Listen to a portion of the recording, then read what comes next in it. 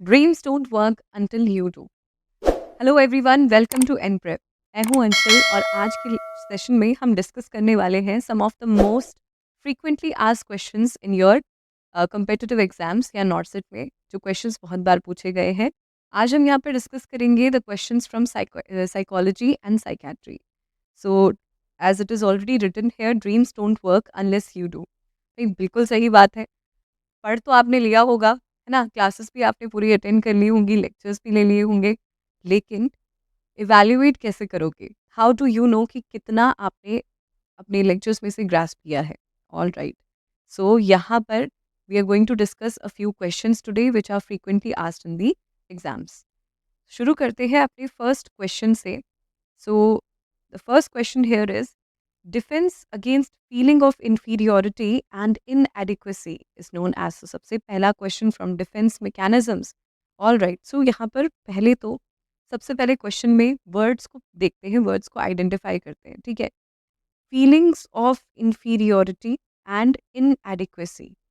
सो कोई ऐसा defence mechanism जो एक पर्सन तब यूज़ करता है जब उसे इनएडिक्वेट या इंफीरियोरिटी फील होती है।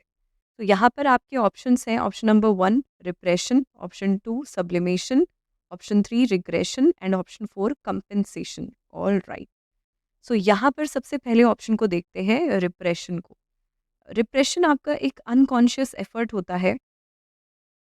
It is an unconscious effort जहाँ पर एक इंडिविजुअल की कॉन्शियस अवेयरनेस से कोई भी स्ट्रेसफुल मेमोरी अपने आप ही अनकॉन्शियस माइंड में शिफ्ट हो जाती हैं, ठीक है? मतलब यहाँ पर पेशेंट का कोई कंट्रोल नहीं है। ये मेमोरीज क्या हो रही है, अपने आप ही आपके अनकॉन्शियस माइंड में चली जा रही हैं। सो यहाँ पर अनकॉन्शियस फॉरगेटिंग भी इसको बोलते हैं, और selective forgetting,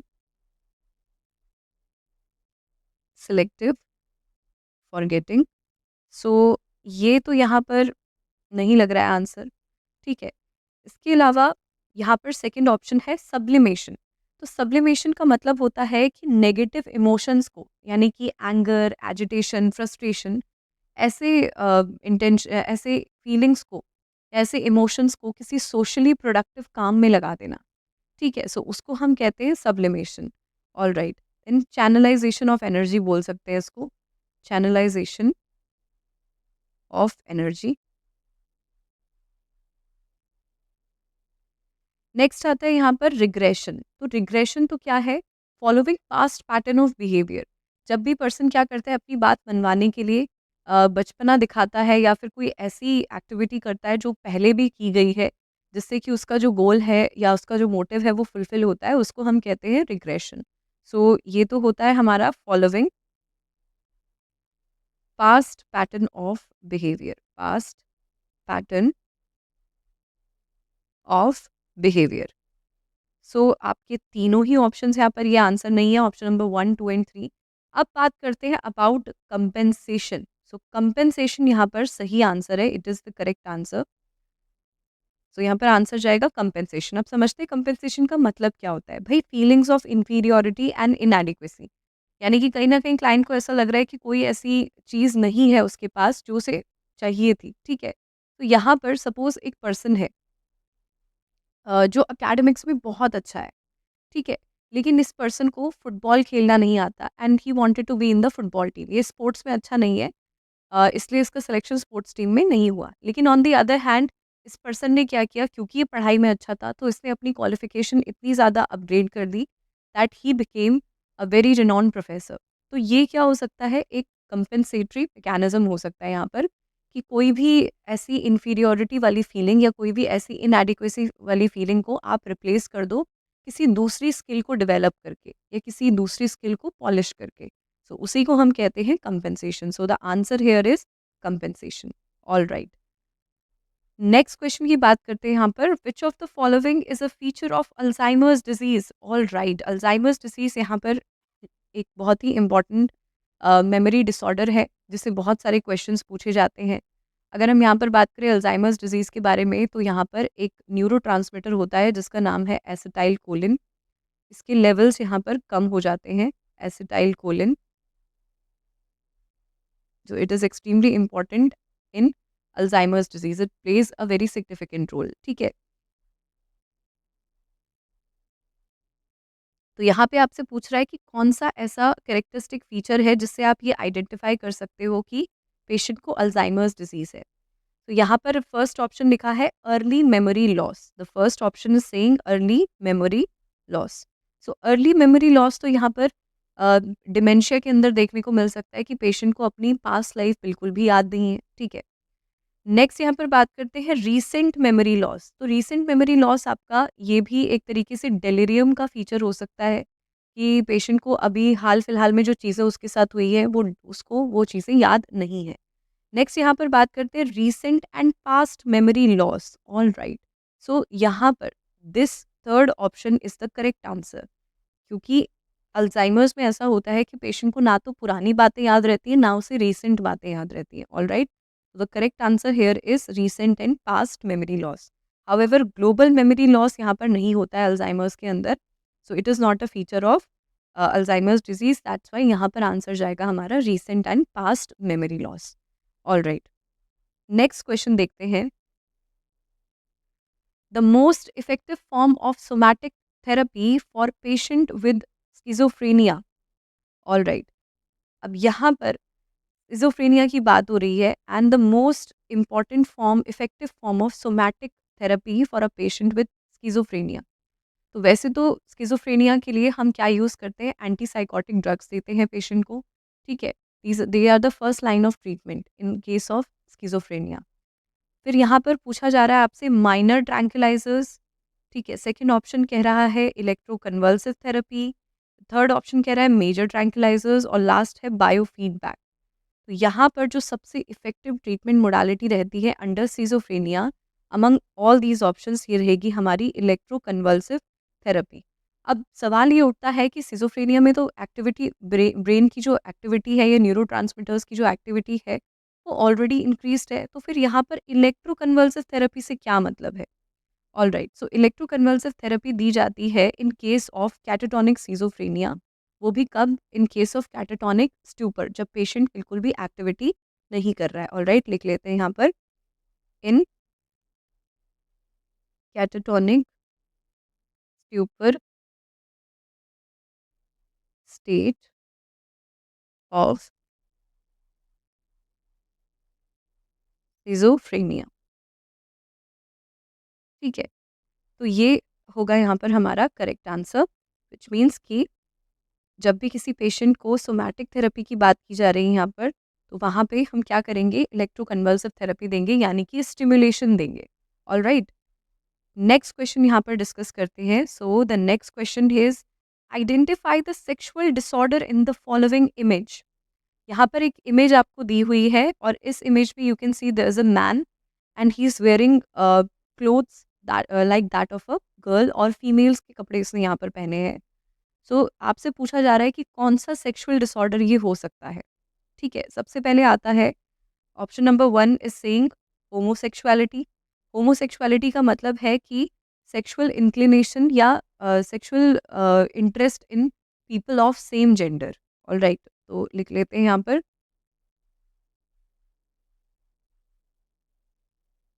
sexual inclination towards same gender.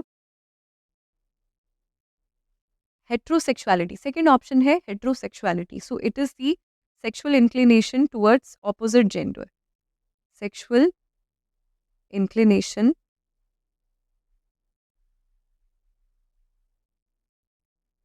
Towards opposite gender. Third option है यहाँ पर फेटिशिज्म। तो फेटिशिज्म क्या होता है कि आप किसी ऐसे ऑब्जेक्ट को या नॉन लिविंग ऑब्जेक्ट को या नॉन इनएनिमेट ऑब्जेक्ट को देख करके किसी पर्सन को क्या हो रहा है, सेक्सुअल अराउजल हो रहा है, ठीक है। ये कुछ भी हो सकता है, it can be either clothes या कुछ ऐसे ऑब्जेक्ट्स हो सकते हैं जो नॉन लिविंग ऑब्जेक्ट्स हैं और उनको देख के पेशेंट को सेक्सुअल अराउजल हो रहा है। All right, so that is what we call fetishism, ठीक है। Sexual arousal through non living objects. अब लास्ट ऑप्शन यहाँ पर कह रहा है ट्रांसवेटिसिज्म। सो जो ट्रांस वर्ड है that indicates opposite, and vestism का मतलब होता है यहाँ पर कि ऑपोजिट जेंडर वाले लोगों के या तो कपड़े पहनना, कपड़े पहन के सेक्सुअल प्लेजर गेन करना। So that is what we call transvestism. तो यहाँ पर ये जो पर्सन है, ये जो कैरेक्टरिस्टिक्स दिखा रहा है या जो फीचर्स शो कर रहा है, that is of transvestism, which means gaining sexual arousal by wearing clothes of opposite gender. So the correct answer here is transvestitism.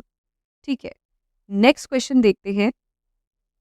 The best diagnosis for organic mental disorders are, all right, अगर किसी patient को organic mental disorders हैं, यानी कि brain में ही कोई ना कोई लीजन है या प्रॉब्लम है, तो ब्रेन के स्ट्रक्चर्स में कोई डेफिसिट है या प्रॉब्लम है, उस केस में आप कौन सा टेस्ट यूज़ करो कि डायग्नोस्टिक इवैल्यूएशन के लिए क्या यूज़ करेंगे। सो आपका फर्स्ट ऑप्शन कह रहा है Bender Gestalt test, all right. The second option here says Beck's inventory. So Beck's inventory यहाँ पर हम यूज़ करते हैं for depression and anxiety, is used for depression and anxiety. Third option कह रहा है CAGE questionnaire. So CAGE questionnaire, and the fourth option is saying MAST. MAST is your Michigan alcohol screening test. Michigan alcohol screening test. और वहीं अगर हम cage की बात करें, तो यहाँ पर केज का मतलब होता है सी से कट डाउन। पेशेंट को पूछते हैं have you ever tried to cut down on alcohol habit, ठीक है। ए से आता है annoyed, have you ever felt annoyed by your habit of alcoholism, ठीक है, क्योंकि बार बार लोग टोकते हैं तो पेशेंट क्या हो जाता है, एजिटेटेड हो जाता है। देन यहाँ पर जी से गिल्ट होता है केज में, GUILT, गिल्ट, यानी कि have you ever felt guilty about your habit of alcoholism. और ई से आता है आई ओपनर। आई ओपनर का मतलब होता है कभी ऐसा लगा है कि आपको आई ओपनर की ज़रूरत हो, यानी कि मॉर्निंग में उठते ही साथ आपको ऐसा लगा हो कि मुझे अल्कोहल कंज्यूम करनी है। So these are the questionnaires. अब ये जो केज और मास्ट है, both these questionnaires are used for screening of alcoholism, alright. तो ये तो यहाँ पर होते हैं फॉर अल्कोहलिज्म दोनों ही। तो अगर आपसे पूछा जाए ऑर्गेनिक मेंटल डिसऑर्डर्स के लिए कौन सा डायग्नोस्टिक टेस्ट हम यूज़ करते हैं, so that is Bender Gestalt test, ठीक है। Bender Gestalt test is use for the diagnosis of organic brain disorders. So the correct answer is Bender Gestalt test, ठीक है। नेक्स्ट क्वेश्चन यहाँ पर देखते हैं। All right, very important point. Rapid eye movement is the characteristic feature of which stage of sleep, all right. So यहाँ पर आपसे पूछ रहा है कि रैपिड आई मूवमेंट कौन सी स्लीप स्टेज का एक कैरेक्टरिस्टिक फीचर है। सो यहाँ पर हमने ऑप्शन नंबर 1 है स्टेज 1, ऑप्शन 2 है स्टेज 4, ऑप्शन 3 है स्टेज 3, एंड ऑप्शन 4 है N1 स्टेज। सो यहाँ पर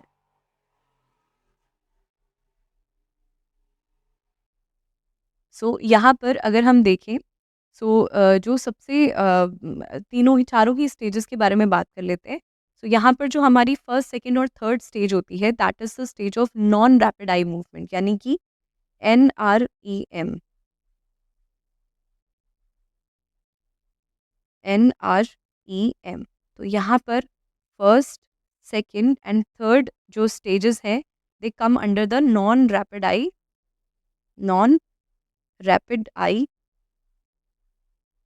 मूवमेंट स्टेट, ठीक है। यहाँ पर इन स्टेजेस का जो सिग्निफिकेंट फीचर है वो ये होता है कि यहाँ पर हार्ट रेट जो होती है और ब्रेथ रेट होती है वो सिग्निफिकेंटली कम होती है। इनिशियली जो हमारा स्टेज 1 होता है that is for about a few minutes, मतलब 7 मिनट्स तक इसका टाइम होता है। सेकंड स्टेज जो होती है दैट इज़ फॉर 25 मिनट्स, ठीक है। फर्स्ट स्टेज होगी यहाँ पर क्या होता है, आपका फर्स्ट स्टेज तो होगी 7 मिनट्स के लिए, सेकंड स्टेज होगी 25 मिनट्स के लिए, एंड जो थर्ड स्टेज होती है वो होती है आपकी स्टेट ऑफ यहाँ पर क्या होता है, जो आपकी हार्ट बीट और ब्रेथ रेट होती है वो it drops down to the lowest, ठीक है। तो इन तीनों स्टेजेस में नॉन रैपिड आई मूवमेंट होते हैं, ठीक है। मसल्स बिल्कुल रिलैक्स होंगी, सब चीज़ें, बॉडी जो होती है बिल्कुल, बॉडी का टेम्परेचर भी कम हो जाता है, ठीक है। सो यहाँ पर heart rate,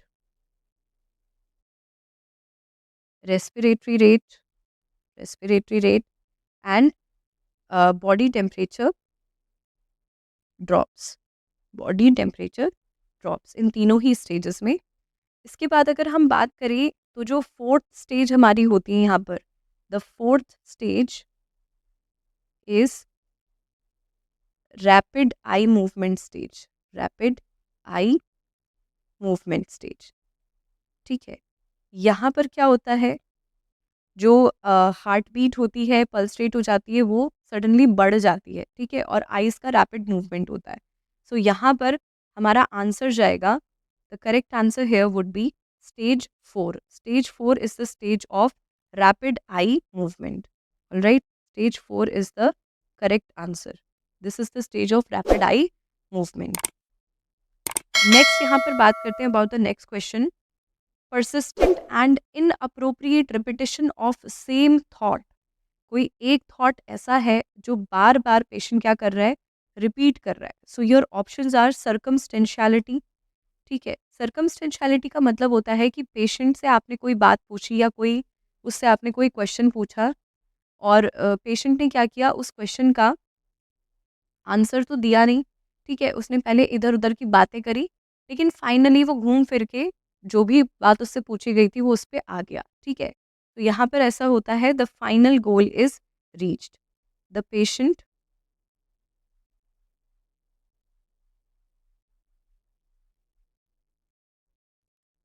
the patient gives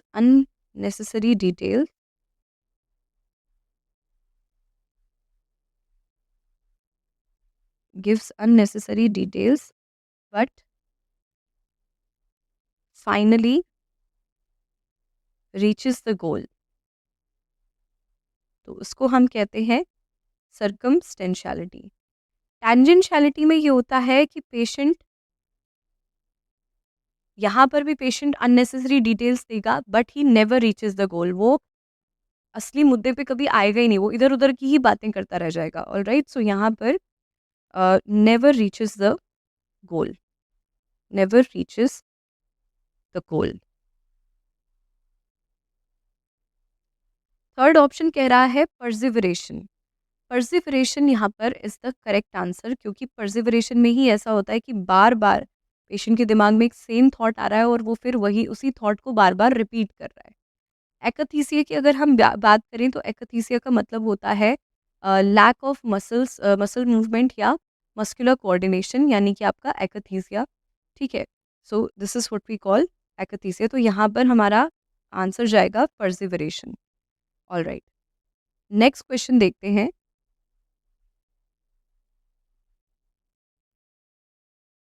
okay, so the next question here is, आपसे पूछ रहा है ओमेगा साइन, ऑलराइट।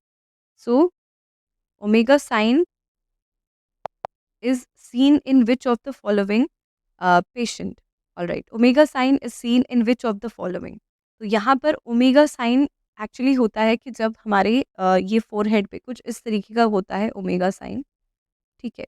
सो जो फोरहेड है इसके बिल्कुल बीचों बीच में जो ये स्पेस होता है, यहाँ पर पेशेंट की जो आईब्रोज है वो कुछ इस तरीके से रहती हैं, alright. You can C my expressions like this, इस तरीके से, ठीक है। सो यहाँ पर एक ओमेगा का साइन बनता है इस तरीके का, जैसा कि मैंने यहाँ पर बनाया। सो ये देखने को मिलता है कौन से पेशेंट में, this is seen in the patient with depression, ठीक है। डिप्रेस्ड पेशेंट में देखने को मिलता है, एंशियस पेशेंट में नहीं होगा, this is seen in the depressed patient. So the correct answer here is depressed patient, omega sign. Delusion वाले पेशेंट में तो there is a false, fixed, unshakable belief which cannot be corrected by rationalization. Anxious patient में जो होता है यहाँ पर गाबा, जो गामा अमाइनो ब्यूटारिक एसिड है हमारा न्यूरोट्रांसमीटर, इनहिबिटरी न्यूरोट्रांसमीटर, उसका लेवल बहुत ज़्यादा कम हो जाता है। गाबा का जो लेवल है दैट रिड्यूसेस। ठीक है, इसकी वजह से यहाँ पर एंजाइटी होती है। नेक्स्ट यहाँ पर देखते हैं नेगेटिविस्टिक पेशेंट। नेगेटिविस्टिक पेशेंट होता है जिसमें निहिलिस्टिक डिल्यूजन्स होते हैं, यानी कि उसे अपनी बॉडी या बॉडी पार्ट्स परसीव नहीं होते। All right, moving on to the next question. The delusion which involves false belief that a person of higher authority is in love with the client is known as. अब यहाँ पर आपको पहले तो words को identify करना है। ये आपसे कह रहा है डिल्यूजन। डिल्यूजन यानी कि कोई भी ऐसा गलत विचार, यानी कि delusion is a disorder of thought. ठीक है, अगर यहाँ पर इल्यूजन और हैलुसिनेशन की बात होती, so both those things are disorders of perception. मतलब पेशेंट का जो थॉट है वो इंटैक्ट है, थिंकिंग है वो बिल्कुल ठीक है, लेकिन वो चीज़ों को परसीव सही तरीके से नहीं कर पा रहा है, तो वहाँ पर डिसऑर्डर ऑफ परसेप्शन होते हैं इल्यूजन एंड हैलुसिनेशन। लेकिन क्योंकि हमसे क्वेश्चन में पूछा गया डिल्यूजन का, सो यहाँ पर ऐसा कौन सा डिल्यूजन है जहाँ पर किसी पर्सन को लगता है कि कोई बहुत बड़ा आदमी या कोई बहुत बड़ा एक्टर, सेलिब्रिटी, वो क्या है, मुझसे बहुत ज़्यादा प्यार करता है। ठीक है, सो यहाँ पर आपके ऑप्शंस हैं delusion of grandiosity. Delusion of grandiosity में तो ऐसा होता है कि पेशेंट को लगता है कि वो खुद बहुत बड़ी पोजीशन पे है या कोई बहुत बड़ी अथॉरिटी उसके पास है। ठीक है, अपने आप को बहुत ज़्यादा इम्पोर्टेंस देता है पर्सन। ठीक है, सो डिल्यूजन ऑफ ग्रैंडियोसिटी में तो ये होगा कि excessive important importance about oneself. Erotomania, erotomania is the correct answer hair.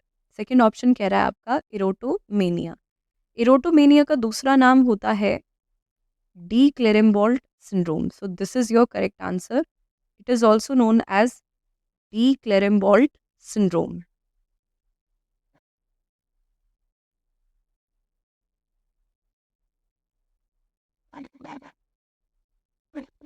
अब इरोटोमेनिया इसलिए है यहाँ पर क्योंकि यहाँ इसमें क्या होता है, पेशेंट को लगता है कि कोई बहुत बड़ा एक्टर या कोई बहुत बड़ी एक्ट्रेस उससे उसके प्यार में पागल है और बिल्कुल उसके पीछे ही बस उसके लिए कुछ भी कर सकती है। इस तरीके की डिल्यूशनल थॉट्स उसके होते हैं।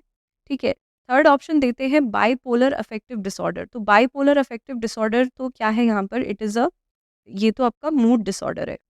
ऑल राइट, मूड डिसऑर्डर यानी कि यहाँ पर क्या होता है, there are alternate episodes of depression and mania. ठीक है, अब बात कर लेते हैं वॉन गॉग सिंड्रोम की। तो Van Gogh syndrome is basically a sign of hysterical या हिस्टोरियोनिक पर्सनालिटी। जितने भी हिस्टीरिया के पेशेंट्स होते हैं उनमें ड्रामेटिक पर्सनालिटी होती है। और वॉन गॉग सिंड्रोम को हम सेल्फ म्यूटिलेशन सिंड्रोम भी कहते हैं। लिख लेते हैं यहाँ पर, also known as self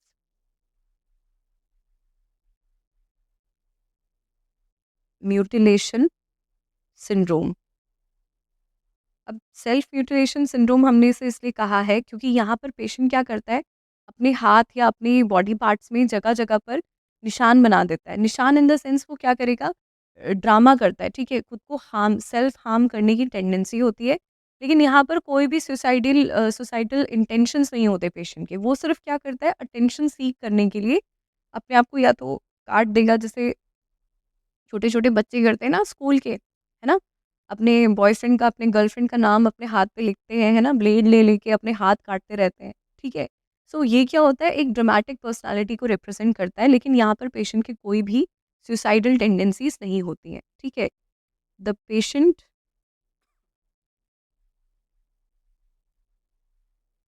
cut his, ऐसे लिखते हैं, the patient puts superficial superficial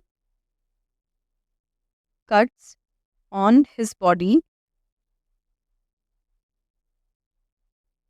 to seek attention, to seek attention, but there are no suicidal intentions.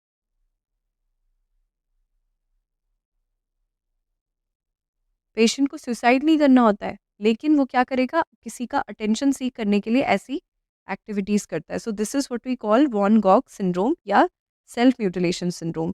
But यहाँ पर आपसे पूछा जा रहा है कि एक कौन सा ऐसा डिल्यूजन है जहाँ पर पेशेंट को ऐसा लगता है कि कोई बहुत ही हायर अथॉरिटी वाला पर्सन उससे प्यार करता है। सो यहाँ पर the answer will be erotomania. Alright, next question देखते हैं। Light therapy is used in which disorder? All right, very important question and I hope अगर आपने लेक्चर्स देखे होंगे तो आपको इस क्वेश्चन का आंसर पता होगा। लाइट थेरेपी यहाँ पर यूज़ होती है सीजनल अफेक्टिव डिसऑर्डर में। All right, seasonal affective disorder के बारे में हमने बात करी थी कि हमारी बॉडी में एक ग्लैंड होता है which is known as the pineal gland. यहाँ पर बिल्कुल नोज़ के ऊपर इधर फोरहेड के बीचों बीच में यहाँ पर लोकेटेड होता है the pineal gland. All right, ये जो पीनियल ग्लैंड होता है it secretes melatonin hormone which is responsible for maintaining the circadian rhythm या स्लीप साइकिल। अब कुछ ऐसे एरियाज होते हैं या कुछ ऐसे प्लेसेस होती हैं जहाँ पर सनलाइट नहीं आता है, ठीक है, और सनलाइट बहुत ही इंपॉर्टेंट है पीनियल ग्लैंड के एक्टिवेशन के लिए। तो जो लोग हिली एरियाज में या बहुत ज़्यादा एक्सट्रीम एनवायरनमेंट में रहते हैं जहाँ पर सनलाइट नहीं आती है या 6 महीने बिल्कुल अंधेरा रहता है, ऐसे लोगों में सीजनल अफेक्टिव डिसऑर्डर्स हो सकते हैं। और यहाँ पर लो मूड हो सकता है। दिन के टाइम पे पेशेंट को कैसा लगेगा, बहुत ज़्यादा फटीग लगेगा, लो एनर्जी लेवल्स रहते हैं, ठीक है, और सीजनल वेट गेन भी देखने को मिलता है यहाँ पर। तो ये सारे कैरेक्टरिस्टिक फीचर्स होते हैं सीजनल अफेक्टिव डिसऑर्डर के। सो क्योंकि यहाँ पर सनलाइट डेफिशिएंट होती है, दैट इज़ द रीज़न कि हम यहाँ पर क्या करते हैं, पेशेंट को लाइट थेरेपी देते हैं जिससे कि उसका जो मूड है वो रिलेटिवली थोड़ा सा एलिवेटेड रहे या मूड डिसऑर्डर्स वहाँ पर कम, ठीक है। सो बात करते हैं यहाँ पर अ, बाकी आपके ऑप्शन है बाइपोलर अफेक्टिव डिसऑर्डर, तो इसमें लाइट थेरेपी देने का कोई मतलब ही नहीं बनता। अगर पेशेंट मेनिया के एपिसोड में है, बाइपोलर डिसऑर्डर के अंदर अगर मेनियक एपिसोड पेशेंट को आ रहा है और आप उसको लाइट थेरेपी दे रहे हो, तो लाइट तो एक स्टिमुलेंट की तरह काम करेगी और ज़्यादा पर्सन का क्या हो जाएगा, हाइपर एक्टिविटी बढ़ जाएगी, ठीक है। पैनिक एंजाइटी में लाइट थेरेपी का कोई लेना देना नहीं है, so this is also not the right option, ठीक है। इसके बाद अगर हम जनरल एंजाइटी की बात करें तो जनरल एंजाइटी में भी लाइट थेरेपी देने का कोई रेलेवेंस नहीं है। सो the correct answer here is seasonal affective disorder. लिख लेते हैं यहाँ पर, ये pineal gland is pineal gland secretes melatonin hormone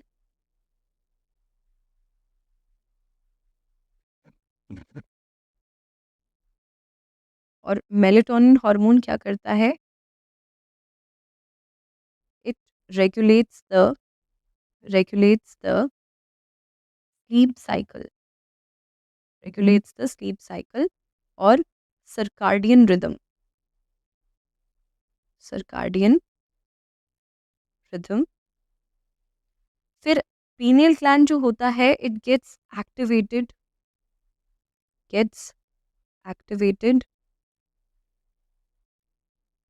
bye sunlight, ठीक है। सो जिन भी लोगों को यहाँ पर सनलाइट नहीं मिलती या जो लोग पोल्स पे रहते हैं या बहुत ही कोल्ड एनवायरनमेंट में रहते हैं, उनके अंदर सीजनल अफेक्टिव डिसऑर्डर्स देखने को मिलते हैं। और सीजनल अफेक्टिव डिसऑर्डर के कुछ साइंस की अगर हमने जैसे बात करी थी, सो यहाँ पर क्या हो सकता है पेशेंट में, low mood, alright, fatigue, drowsiness during the day, drowsiness, alright. इसके अलावा सीजनल वेट गेन, ये सारी चीज़ें देखने को मिल सकती है इन case of seasonal affective disorder. Affective word यहाँ पर आ रहा है तो बेसिकली जो अफेक्टिव वर्ड है ये इंडिकेट करता है आपके किसको, मूड को। तो यहाँ पर सीजनल चेंजेस की वजह से पेशेंट के मूड में ऑल्टरेशंस आ सकते हैं। All right, moving on, moving ahead to the next question. Which of the following is the most severe complication of antipsychotic drugs? All right, so हमने यहाँ पर देखा था एंटी साइकोटिक ड्रग्स हमारी दो टाइप्स की होती हैं। एक तो आपकी traditional antipsychotics which are your typical antipsychotics या फर्स्ट जनरेशन एंटी साइकोटिक्स। फिर दूसरा हमारा होती है न्यू जनरेशन एंटी साइकोटिक्स या एटिपिकल एंटी साइकोटिक्स। अगर हम यहाँ पर टिपिकल एंटी साइकोटिक्स की बात करें तो उसका एग्जाम्पल है हैलोपेरिडोल। और अगर हम एटिपिकल की या न्यू जनरेशन की बात करें so there are drugs such as हमारी रेस्पेरेडोन। तो ये क्या करते हैं, बेसिकली आपका जो एंटी साइकोटिक ड्रग्स हैं, देखते हैं इसमें सबसे सीवियर कॉम्प्लिकेशन क्या हो सकता है। बहुत सारे कॉम्प्लिकेशंस हो सकते हैं, ट्रेमर्स आ सकते हैं पेशेंट को यहाँ पर एंटी साइकोटिक ड्रग्स कंज्यूम करने के बाद। पेशेंट में टार्डाइव डिस्काइनेसिया हो सकता है, and there can be extrapyramidal syndrome या एक्स्ट्रा पिरामिडल सिम्टम्स आ सकते हैं। सो यहाँ पर the correct answer will be, आपके ऑप्शन है neuroleptic malignant syndrome, pill rolling tremors, cogwheel rigidity and delusion. तो यहाँ पर the correct answer will be neuroleptic malignant syndrome. All right, बाकी चीज़ों को भी देख लेते हैं। बाकी ऑप्शंस आपके कह रहे हैं pill rolling tremors and cogwheel rigidity. तो ये दोनों जो आपके pill rolling tremors and cogwheel rigidity है, these are the characteristic features of Parkinson's disease. ठीक है, सो ये तो हमें देखने को मिलता है इन पार्किंसंस डिजीज। पार्किंसंस डिल्यूजन की अगर हम बात करें so it is a thought disorder, it is a thought disorder.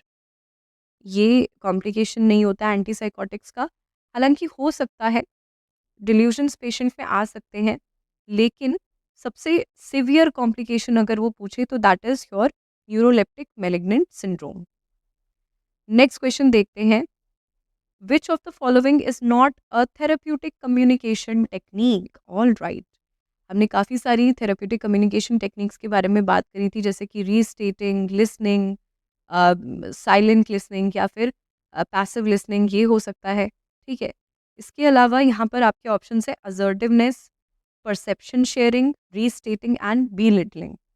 तो यहाँ पर जो फर्स्ट सेकंड और थर्ड ऑप्शन है assertiveness, perception sharing and restating, all these three options are your therapeutic communication techniques. But आपसे पूछा गया है नॉट, तो कौन सा यहाँ पर नहीं है आपका therapeutic communication technique? So the correct answer hair will be belittling.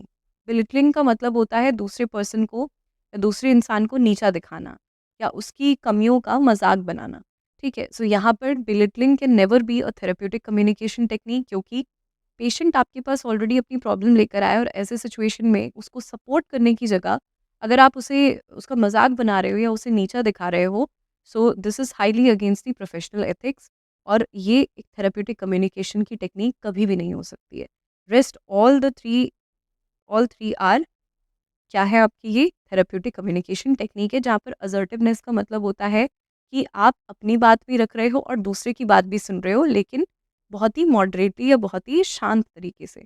Perception sharing का मतलब होता है कि जब पेशेंट ने नर्स को अपनी सारी प्रॉब्लम्स बता दी, तो नर्स क्या करती है, दोबारा से एक बार पेशेंट को उसी की बातें बताती है। ठीक है, वहाँ पर बोलती है, वो दोबारा से अपना अपना लेवल ऑफ अंडरस्टैंडिंग समझाती है, ताकि ये बेसिकली एक तरीके से क्रॉस चेकिंग होता है, ताकि नर्स को ये पता लग सके कि जो बातें या जो भी उसे समझ में आया है पेशेंट की डेटा में, क्या पेशेंट वही बात बताना चाह रहा था नर्स को।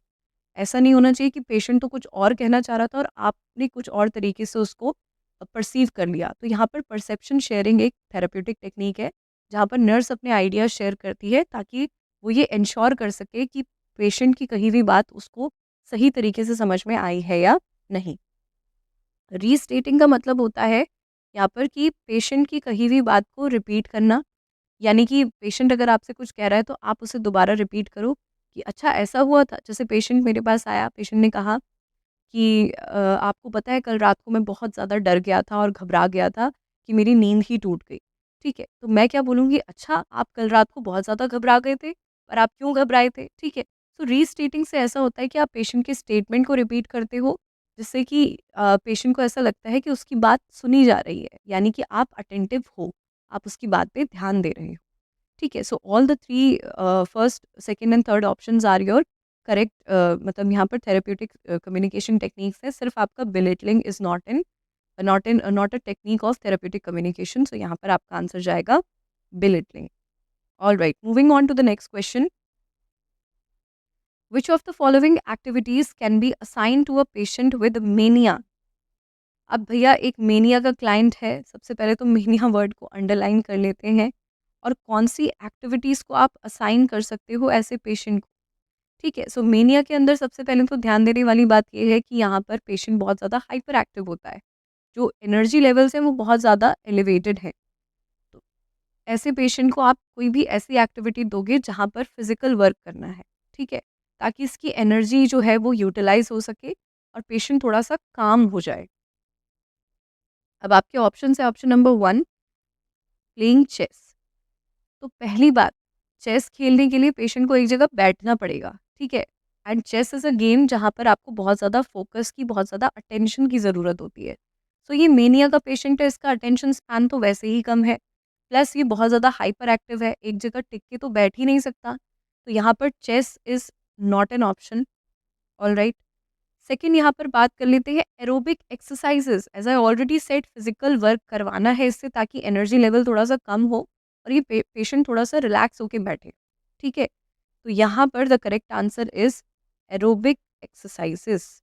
ऑल राइट, एक दूसरी इंपॉर्टेंट चीज़ यहाँ पर ये होती है, क्योंकि जो मेनिया के पेशेंट्स होते हैं दे वेरी हाइपर एक्टिव, तो ये खाना वाना भी बहुत कम खाते हैं, तो यहाँ पर मेनिया के पेशेंट में हम क्या करते हैं, फिंगर फूड थेरेपी देते हैं। ऑल राइट, क्योंकि पेशेंट इधर से उधर भागता ही रहता है, दैट्स वाई हम कोई ऐसी चीज़ देते हैं इसको खाने के लिए जो ये चलते फिरते भी खा सकता है, ठीक है। सो फिंगर फूड थेरेपी भी हम यहाँ पर क्या कर सकते हैं, इस पेशेंट को दे सकते हैं। All right, so this is another important thing that is significant about mania. Third option कह रहा है रीडिंग। तो रीडिंग अगेन यहाँ पर क्या है, एक फोकस वाला काम है, वो मेनिया का पेशेंट वैसे भी नहीं कर सकता, तो रीडिंग भी यहाँ पर ऑप्शन नहीं जाएगा, ठीक है।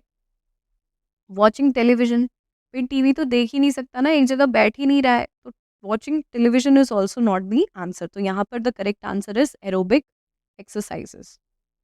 All right, moving on to the next question.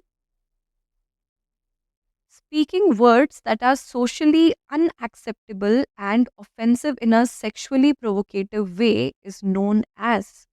अब कुछ ऐसे शब्दों का प्रयोग करना या कुछ भी ऐसी बातें बोलना जो सोशली एक तो अनएक्सेप्टेबल है, दूसरी बात ऑफेंसिव है, यानी कि किसी की सेंटिमेंट्स को हार्म कर सकती हैं या किसी की भावना को ठेस पहुंचा सकती हैं। थर्डली यहाँ पर क्या है, सेक्सुअली प्रोवोकेटिव है ये बातें, यानी कि ऑब्सीन है, अश्लील बातें करना। सो इसके लिए यहाँ पर आपके ऑप्शंस हैं, ऑप्शन नंबर 1 इकोलेलिया। इकोलेलिया का मतलब होता है repeating words spoken by other person, repeating words spoken by other person. Second option है यहाँ पर coprolalia, and coprolalia is the correct answer. Coprolalia ही वो टर्म है जिसको हम यूज़ करते हैं for socially unacceptable, offensive and sexually provocative language के लिए। ऑल राइट, थर्ड ऑप्शन कह रहा है इकोप्रेक्सिया, तो इकोप्रेक्सिया भी यहाँ पर आंसर नहीं जाएगा, बिकॉज इकोप्रेक्सिया आपका क्या है, it is a it is a कह सकते हैं ये एक ऐसा फिनोमेना है जहाँ पर जो पर्सन है वो सामने वाले की एक्टिविटीज़ को मिमिक करता है। मतलब अगर मैं हाथ हिला रही हूँ तो पेशेंट भी क्या करेगा, मुझे कॉपी करके इस तरीके से हाथ हिलाएगा। सो दैट इज़ इकोप्रेक्सिया, मतलब दूसरे के एक्शंस को कॉपी करना, ठीक है। Copying actions of others. Third option कह रहा है यहाँ पर verbigeration, this is also not the answer, क्योंकि वर्बिजरेशन में पेशेंट एक ही बात को बार बार रिपीट करता है, ठीक है। रिपीटिंग सेम सेंटेंस और वर्ड्स, ठीक है। अब ध्यान देने वाली बात यह है कि इकोलेलिया में पर्सन दूसरे की वर्ड्स को, दूसरे के स्टेटमेंट्स को कॉपी करता है और बार बार उन्हें रिपीट करता है, बट वर्बिजरेशन में ये पर्सन कोई भी वर्ड्स या किसी भी फ्रेज को बार बार रिपीट कर रहा है, उसको हम कहते हैं वर्बिजरेशन। ठीक है, all right, moving on to the next question.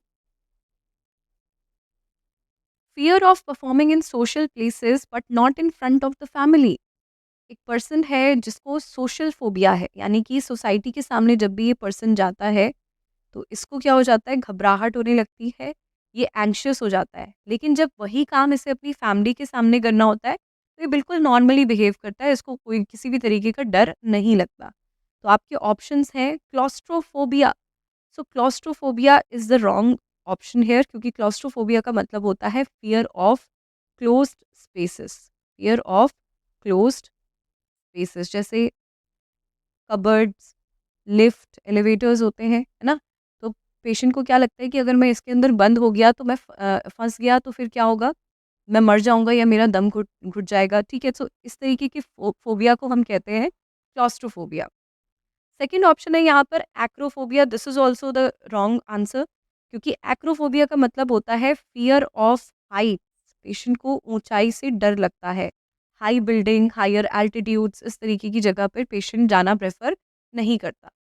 Third option कह रहा है गैमोफोबिया। तो गैमोफोबिया का मतलब होता है यहाँ पर फियर ऑफ गेटिंग मैरिड और fear of being in a marital relationship. ठीक है, so fear of marriage is known as gamophobia. ठीक है, अब यहाँ पर the last option is agoraphobia. तो this is the correct answer. अब एगोराफोबिया से मिलता जुलता एक और वर्ड होता है जिसको हम कहते हैं एग्रोफोबिया। ठीक है, लिख लेते हैं यहाँ पर। इससे ही एक बस एक ओ का प्लेसमेंट है जो अलग जगह पर है, बाकी पूरी स्पेलिंग सेम है। ठीक है, सो प्लीज़ यहाँ पर कंफ्यूज मत होना। सो लिख लेते हैं एग्रोफोबिया। ठीक है, अब एग्रोफोबिया का मतलब होता है फियर ऑफ ओपन प्लेसेस।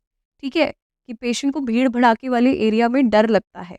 लेकिन अगर वो एगोराफोबिया कह रहा है, ठीक है, तो एग्रोराफोबिया का मतलब होता है कि उसे परफॉर्म करने में डर लगता है। ठीक है, तो agoraphobia is fear of open places. दोनों बातों में फ़र्क है। एक जगह उसको परफॉर्मेंस एंजाइटी हो रही है, सोसाइटी के सामने परफॉर्म नहीं कर पा रहा है, और दूसरी जगह उसको क्या हो रहा है, ओपन प्लेसेस में डर लग रहा है। ठीक है, तो एगोराफोबिया जो हमारा आंसर है यहाँ पर, इसका मतलब होता है कि पेशेंट अपनी फैमिली के सामने तो कंफर्टेबली परफॉर्म करेगा, लेकिन सोसाइटी में या सोशल गैदरिंग्स में वो क्या करता है, परफॉर्म नहीं कर पाता, उसको हेजिटेशन होती है। ठीक है, सो याद रखना ये मोस्ट कॉमनली कंफ्यूज वर्ड्स है, look alike sound alike words होते हैं। ठीक है, all right, moving on to the next question. No concern about physical pain of oneself and others is known as. No concern about physical pain of oneself and others. मतलब patient को कुछ भी emotion महसूस नहीं हो रहा है, दूसरा इंसान उसके सामने रो रहा है, वो क्या कर रहा है, कोई सिंपैथी नहीं दिखा रहा है, या फिर इस पर्सन का खुद का हाथ कट गया है या इसको बहुत सिवियर इंजरी हो गई है, लेकिन फिर भी इसको क्या हो रहा है, कोई फ़र्क नहीं पड़ रहा है। There is no emotional affect, मतलब फ्लैट अफेक्ट होता है यहाँ पर। ठीक है, सो इस कंडीशन को हम कहते हैं la belle indifference. So here la belle indifference is the correct answer. देखते हैं बाकी ऑप्शंस को। ऑटिज्म। सो ऑटिज्म आपका परवेसिव डेवलपमेंट डिसऑर्डर है, जो कि बच्चों में देखा जाता है। ऑटिज्म एक बहुत ही ब्रॉड टर्म है। ऑटिज्म स्पेक्ट्रम डिसऑर्डर है, और इसी के अंदर आपका एस्पर्जर्स भी आता है, Asperger's syndrome. All right, so basically autism spectrum disorder. यहाँ पर यूजुअली जो बच्चा होता है वो विड्रॉन रहता है और अपनी ही ख़याली दुनिया में खोया रहता है। He is lost in his own imaginary fantasy world. ठीक है, lost in own fantasy world. ठीक है, वेयरएज़ अगर हम एस्पर्जर्स की बात करें तो एस्पर्जर्स वाले जो बच्चे होते हैं, है तो एस्पर्जर्स भी एक ऑटिज़्म स्पेक्ट्रम का ही पार्ट है। बट एस्पर्जर्स में क्या होता है, बच्चा जो होता है वो बहुत ज़्यादा क्या करेगा, सेल्फ ऑक्यूपाइड रहेगा। ठीक है, अपने अपनी ही चीज़ों में लगा हुआ है, दूसरों से कोई मतलब नहीं है उसको। ठीक है, सराउंडिंग्स में क्या हो रहा है, कोई कुछ नहीं पड़ा, कुछ उसे चिंता नहीं है उस चीज़ की। So basically this is also a part of the autism spectrum disorder. ठीक है, मतलब सेल्फ ऑक्यूपेंसी। ठीक है, नेक्स्ट यहाँ पर the last option is apathy. तो अपैथी का मतलब होता है lack of emotions, lack of emotions. All right, पर ऑटिज्म वाले बच्चे में इमोशंस होते हैं। ऑटिज्म वाला बच्चा क्या करेगा, टेम्पर टैंट्रम भी शो करेगा। इसको किसी एक ऑब्जेक्ट से बहुत ज़्यादा लगाव होता है और चाहता है कि बस 24 घंटे ये ऑब्जेक्ट मेरे पास ही रहे, और अगर ये ऑब्जेक्ट को इससे कोई छीन लेता है तो इसको फ्रस्ट्रेशन होती है फिर। तो कुछ डिफरेंस है सिम्टम्स में। ऑलराइट, तो यहाँ पर no concern about physical pain of others और oneself is called la belle indifference. Next question की बात कर लेते हैं यहाँ पर। A therapy in which the individual ventilates out his emotions in front of the therapist is called। तो एक ऐसी थेरेपी जहाँ पर इमोशंस को इंडिविजुअल वेंटिलेट आउट कर रहा है in front of the therapist. तो आपके ऑप्शन है biofeedback, catharsis, psychoanalysis and electroconvulsive therapy. So यहाँ पर biofeedback is not the correct answer, क्योंकि बायोफीडबैक में तो हम क्या करते हैं, पेशेंट से उसका मतलब उसके बारे में पूछते हैं, उसका फीडबैक लेते हैं कि उसको क्या किसी सिचुएशन के बारे में पर्टिकुलरली क्या फील हुआ। ठीक है, कैथारसिस में यहाँ पर जो बहुत ज़्यादा पेंट अप इमोशंस होते हैं उनको पेशेंट क्या करता है, साइकेट्रिस्ट या थेरेपिस्ट के साथ शेयर करता है। So this is the correct answer here, catharsis will be the correct answer. Whereas अगर हम साइको एनालिसिस की बात करें तो साइको एनालिसिस में बहुत सारी चीज़ें आती हैं, जैसे ड्रीम इंटरप्रिटेशन, ठीक है, फ्री एसोसिएशन, इस तरीके से। ठीक है, so psychoanalysis is also not the answer, it was given by Sigmund Freud. Psychoanalytic theory भी सिगमंड फ्रूड ने ही दी थी। और जो साइको एनालिसिस या साइको एनालिटिक थेरेपीज़ हैं, थ्योरी अलग है और थेरेपीज़ अलग है। हालांकि जो बेसिस है वो थ्योरी से ही फॉर्म हुआ है, बट थेरेपीज़ अलग है और ये भी सिगमंड फ्रूड ने ही डिज़ाइन करी थी। इलेक्ट्रोकन्वल्सिव थेरेपी की अगर हम यहाँ पर बात करें तो it is given in case of depression या फिर कैटाटोनिक स्ट्यूपर। और इलेक्ट्रोकन्वल्सिव थेरेपी में होता है ग्रैंड माल सीजर्स देते हैं हम, grand mal seizures for 0.6 seconds. ठीक है, और यहाँ पर टोनिक क्लोनिक सीजर्स होते हैं, जिसमें जो टोनिक फेज़ होता है उसका ड्यूरेशन रहता है 10 सेकेंड। ठीक है, और क्लोनिक फेज़ का होता है 25 टू 30 सेकेंड्स। ठीक है, so this is about electroconvulsive therapy and it was given by Bini and Cerletti. Alright, next question की बात कर लेते हैं यहाँ पर। Which part of the brain is responsible for depression. So आपके ऑप्शन है लिम्बिक सिस्टम। आपसे पूछ रहा है कौन सा ऐसा पार्ट है ब्रेन का जो डिप्रेशन के लिए रिस्पॉन्सिबल है। ऑलराइट, सो यहाँ पर सबसे पहला ऑप्शन है लिम्बिक सिस्टम। तो limbic system is the wrong answer, क्योंकि लिम्बिक सिस्टम हमारा इमोशनल माइंड होता है या इमोशनल ब्रेन भी कहते हैं हम इसे। ये सारे ही इमोशंस को रेगुलेट करता है। ठीक है, corpus callosum is also not the answer. Then यहाँ पर आता है amygdala. Amygdala here is the correct answer. ये एक आमंड शेप ऑर्गन होता है, छोटा सा almond shape organ located in the brain, shape organ. ठीक है, अब मेडुला ऑब्लोंगाटा भी यहाँ पर रिस्पॉन्सिबल नहीं है for depression. So the correct answer is amygdala. Question पूछा गया है प्रीवियस एग्जाम्स में। Alright, moving on to the next question, the most common defense mechanism used by an obsessive compulsive client। कौन सा ऐसा डिफेंस मैकेनिज्म है जो एक ओसीडी का क्लाइंट यूज करता है। अब आपके ऑप्शन है denial, isolation, reaction formation and undoing. तो भाई अगर देखा जाए तो ये सारे ही ऑप्शन सही हैं। कहने का मतलब है कि एक ओसीडी का पेशेंट, ऑब्सेसिव कंपल्सिव डिसऑर्डर का पेशेंट, ये सारे ही डिफेंस मैकेनिज्म्स यूज करता है। लेकिन आपको पूछ रहा है कि मोस्ट कॉमनली, सबसे कॉमन डिफेंस मैकेनिज्म कौन सा है जो ये पेशेंट यूज करेगा। ठीक है, तो यहाँ पर हमारा आंसर जाएगा अनडूइंग। अनडूइंग एक ऐसा डिफेंस मैकेनिज्म है जो एक ओसीडी का पेशेंट सबसे ज़्यादा यूज़ करता है। ठीक है, अब डिनायल भी है, रिएक्शन फॉर्मेशन भी है, आइसोलेशन भी है। तो यहाँ पर जो फर्स्ट प्रायोरिटी है दैट इज़ अनडूइंग। उसके बाद सेकंड प्रायोरिटी में रहेगा यहाँ पर रिएक्शन फॉर्मेशन। ठीक है, अनडूइंग के बाद रिएक्शन फॉर्मेशन है सेकंड मोस्ट कॉमन। उसके बाद आइसोलेशन और डिनायल में तो रहता ही है ये पेशेंट, ठीक है। सो ये भी यूज़ करते हैं, लेकिन सबसे ज़्यादा मोस्ट कॉमन होता है अनडूइंग। ऑलराइट, नेक्स्ट क्वेश्चन की बात करते हैं। Jean Piaget is known for his contribution in psychiatry for which of the following theories. भाई जीन पेजेट जिनको हम कहते हैं father of child psychology. All right, so Jean Piaget की कंट्रीब्यूशन की बात करते हैं यहाँ पर। अगर हम देखें psychosexual development theory, psychosexual development theory was given by Sigmund Freud.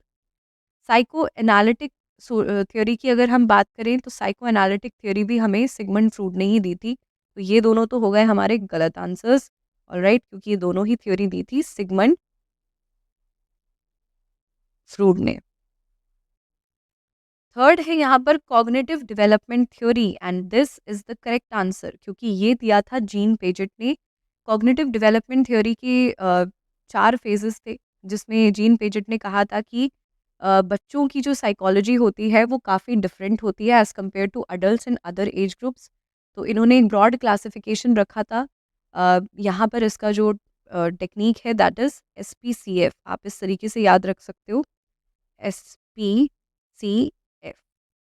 S से होता है सेंसरी मोटर या सेंसरी न्यूरल, ठीक है, लिख लेते हैं यहाँ पर सेंसरी न्यूरल।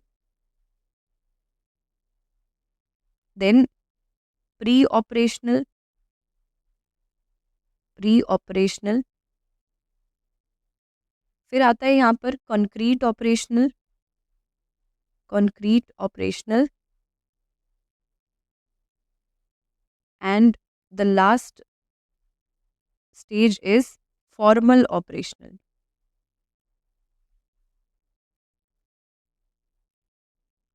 सो यहाँ पर ये चारों स्टेजेस होती हैं, और एज ग्रुप की अगर हम बात करें तो यहाँ पर सेंसरी न्यूरल में होता है 0 to 2 years।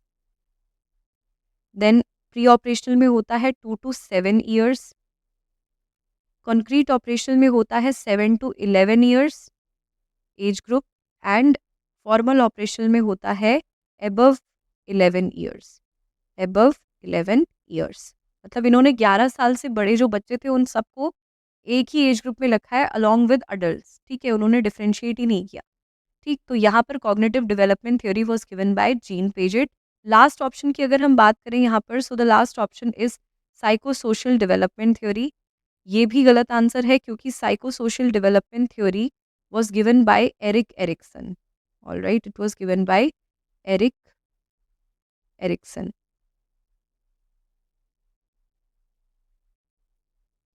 All right, moving on to the next question. While discussing the philosophy of Alcoholics Anonymous Group, all right, Alcoholic Anonymous Group को हम कहते हैं एल एनो ग्रुप भी कहते हैं इनको, all right। अगर आपके पेपर में एल एनो भी लिखा हुआ है, so do not get confuse. यहाँ पर एल एनो का मतलब भी अल्कोहलिक एनोनिमस ग्रुप होता है। While discussing the philosophy of Alcoholics Anonymous Group with the client who had a history of alcoholism, what should be considered as the most important characteristic of these groups। तो यहाँ पर एक nurse है, वो discuss करिए कि भैया alcoholic anonymous group है, तो एक ऐसे क्लाइंट के साथ जिसकी पहले हिस्ट्री रही है ऑफ अल्कोहलिज्म। तो यहाँ पर कौन सा ऐसा पॉइंट होगा जिसको आप ऐसे कंसिडर करोगे कि ये सबसे इम्पॉर्टेंट कैरेक्टरिस्टिक फीचर होता है फॉर अल्कोहलिक एनोनिमस ग्रुप, यानी कि ग्रुप थेरेपीज में, ठीक है। सो सबसे पहला ऑप्शन है यहाँ पर growth. All right, so growth एक इम्पॉर्टेंट फैक्टर है। Then there is trust, trust भी एक इम्पॉर्टेंट फैक्टर है। बिलोंगिंगनेस, इंडिपेंडेंस, भाई ये चारों ही क्या है, चारों ही फेजेस होते हैं, चारों ही इम्पॉर्टेंट पार्ट्स हैं ऑफ ग्रुप थेरेपी। लेकिन आपसे पूछा जा रहा है कि सबसे इम्पॉर्टेंट कैरेक्टरिस्टिक, यानी कि जो सबसे पहला कैरेक्टरिस्टिक है, तो यहाँ पर सबसे पहले ग्रुप थेरेपी में जो क्लाइंट है उसको ऐसा लगना चाहिए कि वो इस ग्रुप को बिलोंग करता है, यानी कि यहाँ पर वो अकेला नहीं है जिसको ऐसी प्रॉब्लम है। यहाँ पर और भी जो ग्रुप मेंबर्स हैं वो सेम प्रॉब्लम के साथ आए हैं, तो क्लाइंट को कहीं ना कहीं गिल्ट फील नहीं होगा। He feel a state of belongingness with the other group members. So the most important factor here is belongingness. के अलावा जो सेकंड फैक्टर यहाँ पर हो सकता है दैट इज़, अब इसको सीक्वेंस में अगर हम लिखें तो फर्स्ट फैक्टर तो यहाँ पर होगा बिलोंगिंगनेस, जो कि करेक्ट आंसर है। सेकंड यहाँ पर ट्रस्ट हो सकता है, थर्ड ग्रोथ हो सकता है, और लास्ट में इंडिपेंडेंस, है ना? कि पहले उसको ऐसा लगा कि मैं बिलोंग करता हूँ इस ग्रुप में। सेकेंडली उसको फील हुआ कि अच्छा, मैं यहाँ पर जो भी थेरेपिस्ट है या जो भी नर्सेस हैं उन पे भरोसा कर सकता हूँ, ठीक है? फिर वो जब इस एनवायरनमेंट में रहा तो उसकी ग्रोथ हुई, ठीक है? और फाइनली जब ग्रोथ हुई तो जो अल्कोहलिक हैबिट थी या जो अल्कोहल कंज्यूम करने की हैबिट थी, उससे क्लाइंट क्या हो गया? इंडिपेंडेंट हो गया, ठीक है? So all these phases are a part of the alcoholic anonymous group therapy, but सबसे पहला और सबसे इम्पोर्टेंट फैक्टर यहाँ पर होता है बिलोंगिंगनेस। ऑलराइट, नेक्स्ट क्वेश्चन की बात। Alright, so this was all about your questions from psychology and psychiatry. I hope this session might have been beneficial for you. If you have any doubts and any queries regarding these questions, you can contact me on the given details, and we'll be back with another episode or another dose of our question series. Till then, stay tuned and keep solving your question bank at the NPrep app. See you at the NPrep app. Thank you.